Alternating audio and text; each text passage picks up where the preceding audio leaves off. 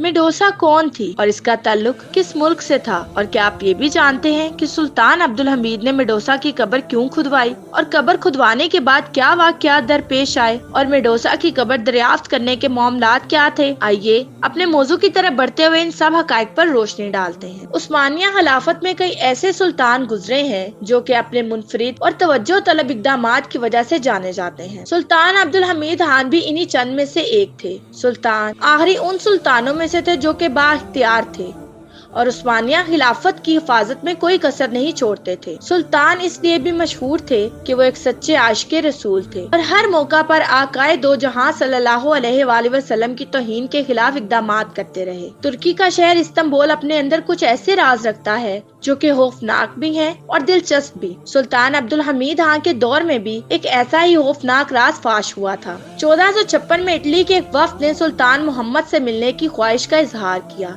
वफ्द इस हद तक सुल्तान से मिलने के लिए कोशां था कि सफीरों को बेशकीमती तहाइफ तक दे डाले ताकि सुल्तान तक रसाई मुमकिन हो सके। लेकिन उस वक्त वफ्द को मायूसी का सामना हुआ जब सुल्तान ने मुलाकात से इनकार कर दिया। मगर 12 कोशिशों की वजह से सुल्तान मोहम्मद ने अपने खास वजीर को इस वफ्द से ताउन का कहा, जिसके बाद वफ्द की मुलाकात इस खास वजीर से हुई। दरअसल ये वफ्द सल्तनत में मौजूद एक तालाबी इलाके में सलीका सिस्तरन तक रसाई चाहता था। इस मुकाम पर कुछ ऐसे कदीम खजाने मौजूद थे जो कि वफ्द के मजहब के लिए मुकद्दस थे, लेकिन सुल्तान की इजाजत के बगैर वहाँ तक रसाई मुमकिन नहीं थी। यही वजह थी कि वफ्द ने एक बार फिर सुल्तान से मिलने की दरख्वास्त की। वफ्द की जानिब से बताया गया कि इस मुकाम पर कई कीमती खजाने मौजूद हैं जिससे हमें कोई सरोकार नहीं, हमें सिर्फ एक ऐसी कब्र तक रसाई चाहिए जो वहाँ मौजूद है। वो कब्र दरअसल मेडोसा की थी। मेडोसा को एक मम्मी की सूरत में इस मुकाम में महफूज रखा हुआ था। सुल्तान ने इस वफ्द की ये ऑफर मुस्तरद कर दी कि आप खजाना ले लें और हमें वो कब्र दे दें, और इस कब्र को एक खुफिया मुकाम पर मुंतकिल कर दिया। क्योंकि सुल्तान अब्दुल हमीद को तारीख के मुनफरिद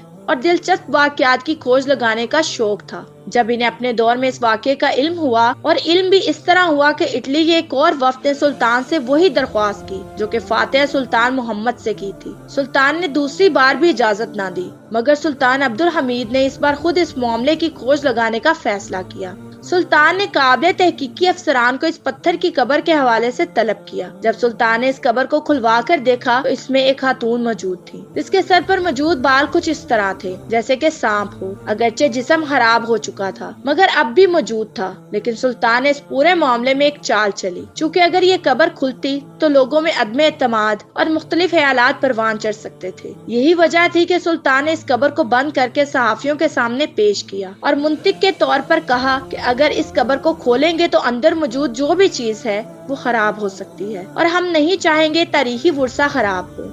हाल में ये कब्र मलाफनारी ईसा जामिया मस्जिद के मकबरे के पास मौजूद है, लेकिन अंदर कुछ नहीं है। ऐन मुमकिन है कि सुल्तान ने मेडोसा की लाश को कहीं छुपा दिया हो, लेकिन कुछ का ख्याल है कि शैतानी कुव्वत की तंजीम इस लाश को अपने साथ ले गए थे। कदीम यूनान में मेडोसा को एक खास मुकाम हासिल था। इस अफसानवी और खौफनाक किरदार को यहाँ आला मुकाम हासिल था। बड़ी बड़ी नशीली आंखें, सांप जैसे लंबे बाल, खौफनाक चेहरा मेडोसा को मजीद खौफनाक बनाता था। अफसानवी किरदार के तौर पर मशहूर मेडोसा के बारे में कहा जाता था कि इसे कोई आदमी जात मार नहीं सकता, क्योंकि जो भी इसकी आंखों में देखता था तो वो पत्थर का हो जाता था। मैं उम्मीद करती हूँ कि मेरे नाज़रीन के लिए आज की वीडियो बहुत ही इंफॉर्मेटिव रही होगी, और अगर आप चाहते हैं कि हम ऐसे ही आपके साथ अहम मौजू शेयर करते रहें तो हमारे चैनल को लाइक, शेयर और सब्सक्राइब करना मत भूलें, और बेल आइकन का बटन जरूर प्रेस करें ताकि हर नई वीडियो का नोटिफिकेशन आपको आपकी स्क्रीन पर मिले। मुझे इजाजत दीजिए। शुक्रिया। अल्लाह हाफिज।